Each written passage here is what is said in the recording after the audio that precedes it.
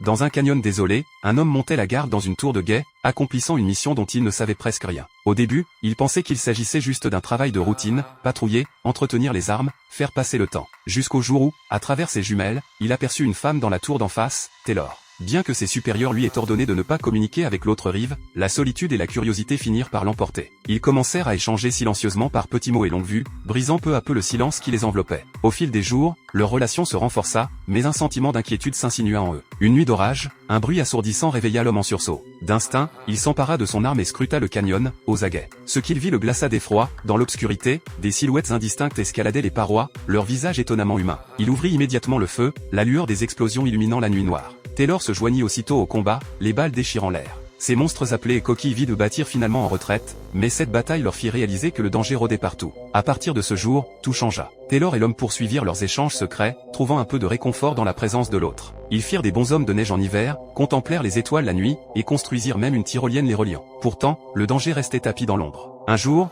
la brume au fond du canyon devint étrange, annonçant une nouvelle menace. En cherchant la vérité, ils découvrirent par hasard un terrible secret. Cet endroit avait été une base militaire d'expérimentation top secrète. Pendant la Deuxième Guerre mondiale, une arme biologique s'était échappée, transformant les soldats en ces monstres actuels. Les coquilles vides n'étaient pas des envahisseurs. C'étaient les soldats envoyés jadis pour garder ce canyon, désormais changés en créatures inhumaines. Pire encore, le gouvernement avait toujours su la vérité mais avait choisi de la dissimuler. La mission de Taylor et de l'homme n'avait jamais été de protéger le monde d'une menace extérieure. Leur devoir était de s'assurer que rien ici ne puisse jamais en sortir. Réalisant qu'on leur avait menti, ils prirent une décision, fuir ou mourir. Mais juste avant d'agir, Black Fox, une unité paramilitaire d'élite, surgit, lançant une attaque féroce. Des drones tournoyaient dans le ciel, des coups de feu éclataient, des explosions secouaient le canyon. Ils contre-attaquèrent de toute leur force. Leur seul espoir, un plan désespéré, déclencher l'autodestruction du canyon pour tout ensevelir. Le compte à rebours commença, l'ennemi se rapprocha. Les hélicoptères tournoyaient, les balles se croisaient. L'homme couvrit la retraite de Taylor, mais une explosion soudaine l'engloutit et il bascula dans l'abîme. Des mois plus tard, Taylor, inquiète,